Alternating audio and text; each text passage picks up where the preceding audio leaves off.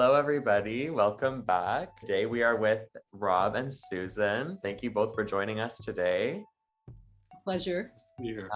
Could you give us a quick little introduction about yourselves, maybe your artistic practices a little bit, and a background about yourselves as an artist? Okay. Well, it's hard to do in few words because we're so old. So, it's funny because Susan and we're married. Mm-hmm. We have been for many, many years. 42 years. Wow. Congratulations. Almost 42 years, yeah. But we got to know each other working for the Peterborough Summer Theatre, which very few people even remember. It was a kind of somewhat short-lived, few seasons, I don't know, 5 or 6 seasons. Yeah. Kind of a professional but classic old style straw hat summer theater at here in town, run by a guy named Joe McLeod. Yeah. Anyway, and anyway, that's how we got together, and we've been playing music and our practice kind of gravitated towards writing songs and putting them in theater performances. Mm-hmm. That's kind of what we've ended up doing mostly. Yeah. We just played music together, and then we did that for a bit, and then sort of wandered back into the theater, and we've been doing that ever since. That's kind of what we do. So we've written, I don't know, 3, 4, 5 sort of full-on sort of 2 acts, kind of integrated musical kinds of things. But we've also done just sort of like other kinds of projects. We worked for a guy named Don Bozak, who had a company here in town, Ground Zero Productions. We wrote his songs for a few years. Anyway, we ended up with this catalog. We got 300 songs or something, strangely. Wow, oh my gosh. Yeah. Or more. I mean, we haven't counted them. Yeah.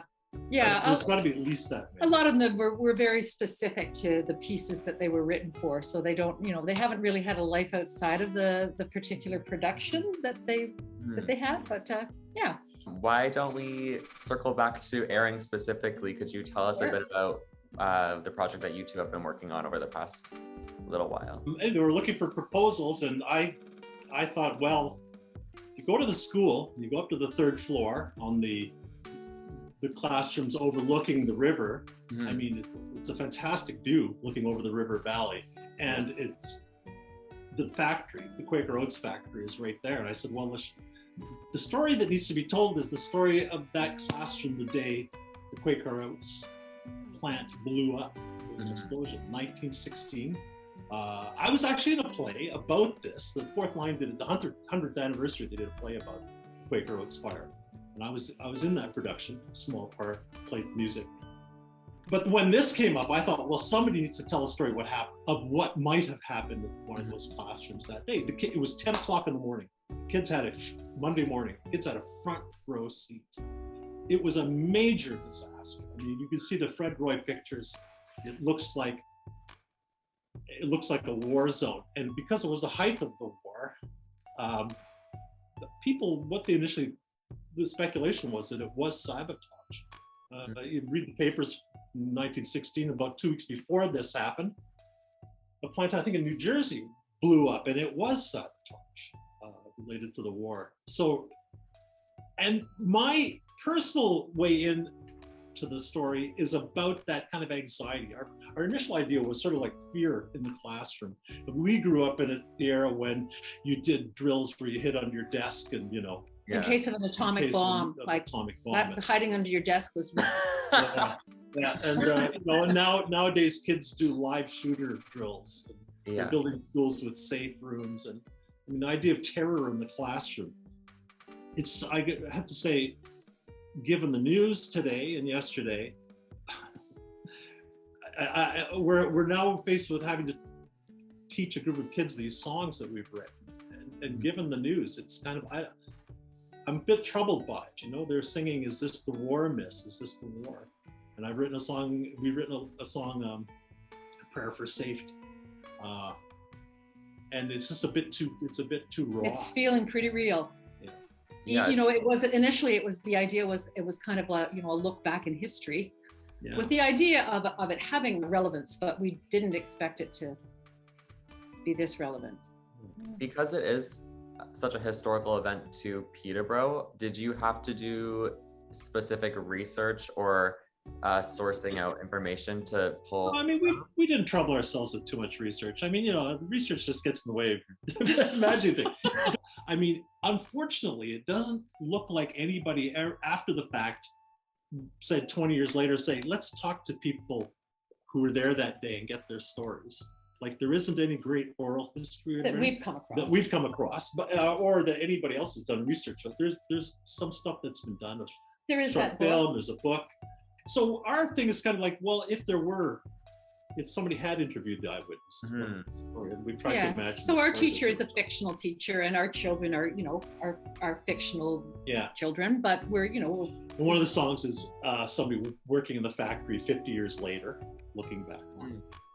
But yeah, I mean, we've got a script now from LA, and we've talked through lots of ideas with him. But every time we talk to him, he's got just sort of richer imagery, and I'm so looking forward to seeing what he comes up with to enhance these songs. Yeah, it's very exciting. So what about Erring at King George specifically is the most different maybe from other projects you've been working on? I don't think have we ever done a site specific thing? I don't think so. But the fact that we're working with a filmmaker this time that's really new, really new for us, and and exciting. I can imagine us continuing to work together. We in fact are talking about it. So that's so exciting. Yeah, that's really great. And I mean, I had such a wonderful experience with Erring on the Mount. For that, I set up a bunch of the speeches and songs from The Tempest, from Shakespeare's The Tempest, for choir, and we performed it in the chapel at the Mount, and it was kind of magical. It was and so great to be part of something bigger. You're seeing other artists envision using the space, and that's kind of amazing. And that's something that Public Energy does so well. Right. So, yeah. And to be able to tell a story in the place that it happened, it's pretty remarkable. Well, I just have one last question for you both. I was just wondering if there was anything that you were hoping the audience would be taking away from this final product of the Erring project. Well, the it's whatever unfolds in the news in the next couple of months. I don't know. It's the news that's happening outside our windows that. We're 48 hours into this current crisis, and Erring is the first 2 weeks of May, so who knows where we'll be in the world in the first 2 weeks of May. It's hard to articulate. I mean, for me, it's more about what excites me are the details. Creating an experience that is sort of like that will put you in that place at that time, but also speaks to our wider anxieties. I hope that it works. It looks in two directions that way. That talks about just the issue of every time you send your kids out the door, you just have to hope. You have to pray that they'll be safe. And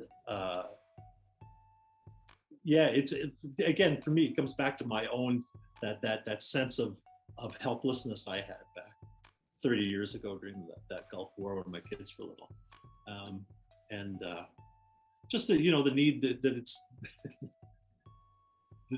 our last song is a prayer for safety, and it's just like it's a prayer. It's like saying, can you keep us safe? This is your job. You swore this is your what you've taken on.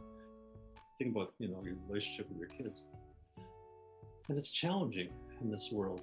And just how do you? And I think it's by huddling together. I think nevertheless it's a really important story to tell, especially in this time and in the setting that you're going to be telling it in. And giving it that historical context, that and also just I'm happy to tell this story too. And I hope that too that people will just through the music that we've created and LA's visual imagery will will be able to, for a few moments, kind of inhabit that world and feel what the teacher and the children would have experienced. Yeah. And I hope we achieve that. And then, you know, I can't imagine that there won't be other resonances as well as that. I hope we don't sound too gloomy. It's just, it's hard not to feel a bit gloomy, but yeah. No, don't be sorry. I think that it's, even in that kind of light, I think it's still important. So I don't think you have anything to be apologetic about. Well, it's actually been a little bit alarming to have something that you're working on feel an immediacy that you weren't anticipating. Like the last couple of days, it's just been like, whoa, this project is taking on just more depth and resonance than we thought. It's no longer just a historical piece. It's the present and the future, and it's and that's what we meant for it to happen. But I don't think we realized how intense it might be. Well, anyway, thank you very much for meeting with me. It's been so great to get this history about your project and your relationship and your work. So I really appreciate it. Well, thank you, Simon. It's been lovely to chat with you. Thank you. Yeah. Meet you.